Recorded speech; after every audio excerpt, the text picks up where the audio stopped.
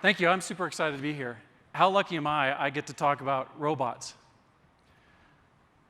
How many of you in this room think of Amazon as a strategic threat in your management team meetings or in your boardroom? Raise your hands.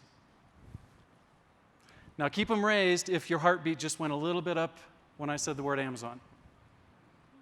So I thought, Amazon and others are gradually usurping the value proposition, the value position that you have with subscribers and taking over the top. Misty represents the Amazon spoiler. Misty represents an opportunity for you to gradually gain back those services and that position in the house, and that was not supposed to happen. Nope. Well, we're going to just ad lib here, turn her on, let her boot up again. We practiced this all day yesterday. So anyway, she's an opportunity for you to deliver services into the homes for your subscribers, bring them additional benefits. Misty is a developer platform for your developers or other developers to deliver services to your subscribers. In the vein of all great platforms for the last 40 years, personal computers, the web, game consoles, AR, VR, every one of those smartphones began with software developers who made applications that were meaningful to society. Why did we build her? Well, Ian Bernstein, the founder of Misty, has been building robots since he was 12. He started a company called Sphero and shipped 4 million robots. And he's always wanted more capable, more powerful robots that could benefit humanity. Instead of us as humans doing dark, dirty, dangerous, dull, boring work and jobs, he wanted us to spend our time having joy, bringing energy back into our lives. Me personally, I want to eliminate nursing homes from the face of the planet.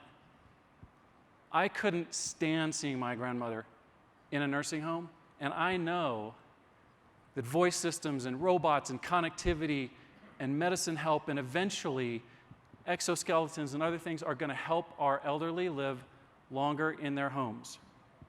So rather than talk a lot about Misty, I'd love to show you Misty. I had to reboot her, so she takes 2 minutes or so to start up, so I'm going to wait until she's starting. But here she is. She's running a very simple skill that our developers made to have her just wander the stage. Obviously, she wandered off a little bit too much. So she's looking around and demonstrating her smooth driving and her patent-pending liquid neck that's 3 degrees of freedom. That's a very simple skill. It took about 20 minutes to build. But when I tap her bump sensor, she's going to go into a different skill. So this skill was built by one of our engineers who was tired of his stuff getting taken from his desk. So he said, okay, well, she can recognize faces. She's got a very powerful Qualcomm Snapdragon processor, AI accelerated, running TensorFlow. She recognizes faces. I'm going to have her recognize mine. If we hadn't just gotten wake word working last week, I would stand here and say, hey, Misty, do something. But she's got beamforming microphones there like you would find in any good voice assistant that can enable voice interaction. So when she sees somebody that she knows. Hi, Tim. Good to see you.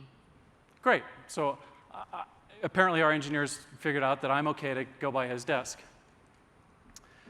Great speakers, like you would find, again, in the voice assistants, the smart speakers out there.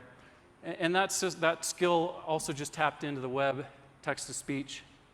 But when somebody comes along, let's say it's a subscriber stealer. This guy, well, he might want to take something from her. So, when she sees a face that she doesn't quite recognize, first she's going to double check just to make sure that she doesn't recognize him. Hey, I don't recognize you. Intruder. Intruder. Intruder. And if our stage manager had remembered my phone, I would show you the picture of the subscriber stealer on my phone because, again, she's connected to the web, and we just got a text message using Twilio APIs.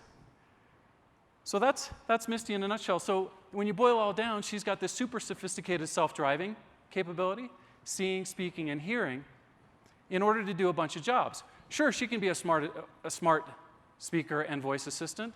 Yeah, that's sort of table stakes. But she can also be security patrol in the office or in the home when you're not around. She can be remote monitor and remote connection to your family, including my grandmother. She can be a greeter, an office greeter, receptionist, or greeter at the front door. Or she can just be an all-around pal. She's singularly unique. Aside from being a programmable robot that's programmable in less than 30 minutes by a basic JavaScript developer, super easy to program, she's got a great attractive design built by the guy who built Sphero and spent time with Disney. She's got programmable personality, so you, the developer, can imbue it with whatever voice, whatever personality, whatever context you'd like. She's got that sophisticated 3D depth sensor here. It's not 2D LiDAR, it's 3D, that enables her to have self-driving. And she's hardware extendable. If I wanted to add some sensors, to be able to capture temperature, volatile air, other kinds of sensors, USB and serial on the back, so she's easily extended. This is our artist rendition of what she could look like over time, over the next 10 to 20 years. She'll evolve. She'll get more physically capable. Clearly, she can't do the dishes now. We can't deliver that for a meaningful price. But she'll evolve physically, and she'll evolve capability-wise because the processing and all the AI technology in the world will continue to advance.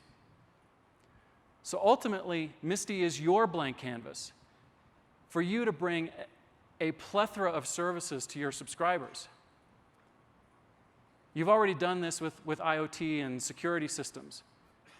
This is an opportunity to begin to regain more and more relevance in the home with a lot of different services. They could be developed by your developers. They might even be developed by third-party developers in a sharing economy. So she's that opportunity to deliver a whole range of in-home services as a robot. How cool is that? My name's Tim Enwall. I've built 4 businesses from the ground up, 2 of which were sold to public companies, 1 of which was Google.